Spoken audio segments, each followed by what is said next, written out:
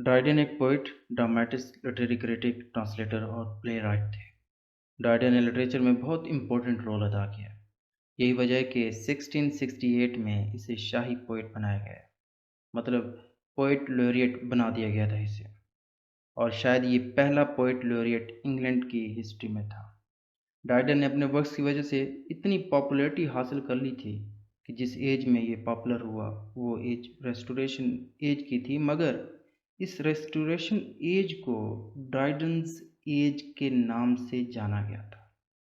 Restoration की बात करें तो इस एज में इंग्लैंड की बादशाहत वापस रिस्टोर हो गई थी, क्योंकि इससे पहले प्योटनिज्म था, मतलब प्योटन थे। क्रोमवेल और उसकी जो आर्मी थी वो इंग्लैंड की बादशाहत पे छाई हुई थी, यानी यहाँ पे बादशाहत मूव कर चुकी थी। तो रेस्टोरेशन एज आई, बादशाहत वापस आ गई थी। खैर, ड्राइडन 19 अगस्त 1631 में एडविंसल, इंग्लैंड में पैदा हुए थे। इसके फादर का नाम एरस्मिस ड्राइडन था और माँ का नाम मैरी पिकरिंग था। ड्राइडन के बच्चों की बात करें तो चार्ल्स, जॉन और एरस्मिस हेनरी शामिल थे। जॉन ड्राइडन की बीवी का नाम लेडी एलिजाबेथ था। ये खुद एक शाही फैमिली से ताल्लुक़ रखती थी। आपको बता दूं कि ड्राइडन के 13 भाई बहन थे, मतलब ये खुद 14वें नंबर पे आ रहा था। ड्राइडन एक अच्छी भली स्ट्रिक्ट फैमिली से ताल्लुक़ रखता था, मतलब बहुत ही सख्त मजहबी फैमिली से ये ड्राइडन बिलोंग कर रहा था। खैर, वक्त गुजरता है। 1644 में ड्राइडन के माँ बाप इसे मशहूर ज़माना स्कूल वेस्टमिंस्टर में भेज देते हैं। वहाँ पे ये तालीम हासिल करता है और ठीक 6 साल बाद ड्राइडन कैम्ब्रिज में आला तालीम के लिए जाता है। फैमिली क्योंकि अच्छी भली हाई क्लास से थी, तो ड्राइडन के लिए अपॉर्चुनिटीज़ यानी सहूलियात काफ़ी ज़्यादा थी।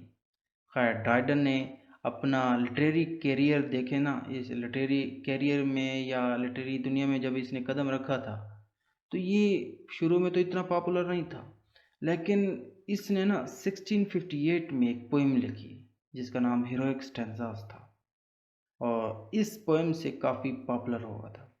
अब सवाल यह है कि ये पोइम लिखी किस पर थी, क्यों पॉपुलर हुआ था? तो आपको बता दूं कि ये पोइम प्योटन लीडर क्रॉमवेल की मौत पर लिखी थी। अब ये क्रॉमवेल कौन था? ये वो बंदा था जिसने इंग्लैंड में बादशाहत का ख़त्मा कर दिया था। बादशाहत को ख़त्म करने में अहम किरदार अदा किया था इस क्रॉमवेल ने। खैर, क्रॉमवेल पर पोइम लिखने के बाद क्रॉमवेल के जो सपोर्टर्स थे, जो प्योटन्स थे, ड्राइडन को ना अपनी तरफ देखकर बहुत खुश हो गए थे और इसे प्योटन पोइट भी कहा जाने लगा। मगर जब बादशाहत वापस आ गई थी, क्रॉमवेल क्योंकि मर गया था, तो बादशाहत आनी थी, लाजमी बात है। तो जैसे बादशाहत आई, और इस बादशाहत का जो पहला किंग था जिसका नाम चार्ल्स था, इस किंग को वेलकम करने के लिए ड्राइडन ने एक पोइम लिखी जिसका नाम एस्ट्रिया रिडक्स है। प्रोनाउंसिएशन देख लीजिएगा। और इसमें, इस पोइम में शानदार वेलकम किया गया था ड्राइडन की तरफ से। फिर 1667 में जाकर ड्राइडन को अच्छी भली पॉपुलैरिटी मिली, क्योंकि इसने लंदन में होने वाले ग्रेट फायर पर एक वर्क लिखा था, और हॉलैंड के साथ इंग्लैंड की जो जंग हुई थी उस पर भी काफ़ी तबसरा किया था, एनालिसिस किया था। और इस पोएम का जो नाम है, जो ग्रेट फायर पर लिखी गई थी, इस पोएम का नाम एलिस मिरेबिलस है। फिर इसके बाद ड्राइडन ने ना All for Love blank verse में लिखा था, और ये प्ले भी काफ़ी पॉपुलर हुआ था। कहीं ना कहीं इस प्ले ने अहम किरदार अदा किया था ड्राइडन के लिटरेरी करियर में। 50 साल की उम्र हुई तो ड्राइडन ने ना पॉलिटिक्स और रिलीजन पर लिखना शुरू कर दिया था। इसके चलते इसने रिलीजियो रिलीजियो नाम की एक पोइम लिखी, जिसमें इसने एंग्लिकन चर्च को डिफेंड किया था। आपको बता दूं कि ड्राइडन की रिलीजन पर एक और बहुत ही फेमस पोएम है जिसका नाम the hind and the panther है। कहा जाता है कि ड्राइडन का लास्ट वर्क जो था वो फैबल्स था। ये फैबल्स बिल्कुल चौसर की कैंटरबरी टेल्स की तरह का था। इन सब के बाद ड्राइडन के स्टाइल की बात करें ना, तो इसका स्टाइल जो है वो फॉर्मल स्ट्रक्चर पर बेस्ड था। नेचुरल रिदम इसके स्टाइल में देखने को मिला था, इसके वर्क्स में देखने को मिला था। हीरोइक कपलेट्स का भी इसने इस्तेमाल किया था, और सबसे बढ़कर इसके वर्क्स में जो देखने को मिला था ना, वो फैक्ट्स था।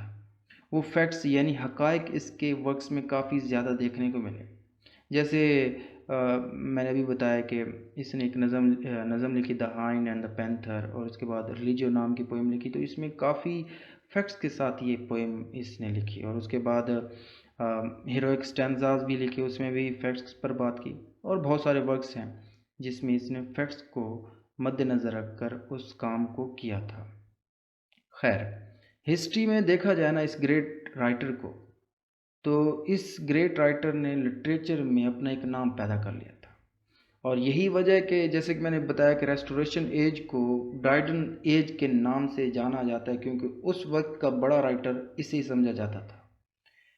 फिर 12 मई 1700 में 68 साल की उम्र में ये ड्राइडन मर जाता है। और ड्राइडन के कुछ इंपॉर्टेंट वर्क्स हैं जो कि कम्पिटिटिव एग्ज़ाम के लिए बहुत इंपॉर्टेंट है, वो ये है, लाजमी याद कीजिएगा, देखिएगा इसको। तो उम्मीद करता हूँ ये बायोग्राफी आपको पसंद आई तो लाइक कीजिएगा, सब्सक्राइब कीजिएगा, दोस्तों के साथ लाजमी शेयर कीजिएगा। अपना फीडबैक कमेंट में देना ना भूलिएगा। और बाकी जितने भी राइटर्स हैं उनकी बायोग्राफी आपको स्क्रीन पर नज़र आ रही होगी। Thank for watching this.